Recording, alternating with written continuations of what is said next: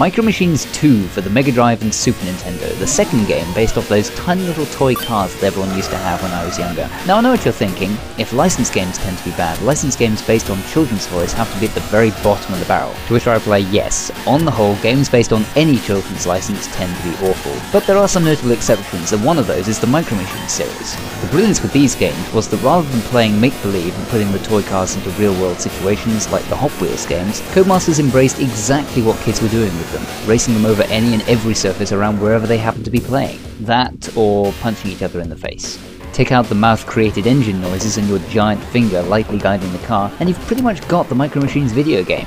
So what we end up with is a top-down racer where you have to dodge between power tools, tread carefully around knot holes in the treehouse floor, and hang on for dear life as you tear around the dreaded toilet seat of doom. It makes for a very charming game with a very distinctive look.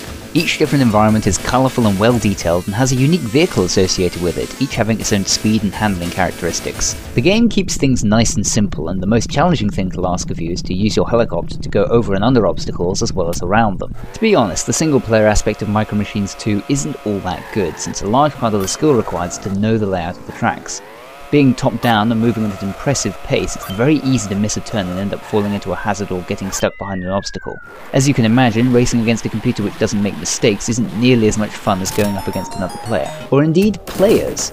Amazingly enough, Micro Machines 2 on the Mega Drive managed to cram a couple of extra controller ports onto the cartridge itself, meaning 4 people could race at once without having to buy a special adapter. You could even have 2 people sharing each controller, allowing for 8-player simultaneous action.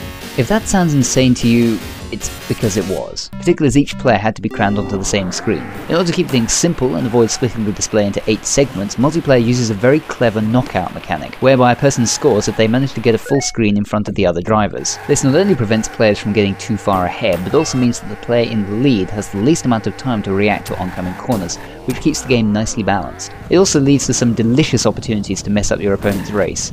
This sponge in particular has claimed more friendships than any other arena in video games. One of the most enduring parts of the game for me is the music, which is surprisingly catchy. The Super Nintendo version is a bit flashier when it comes to the presentation, and the music quality is much higher as you'd expect.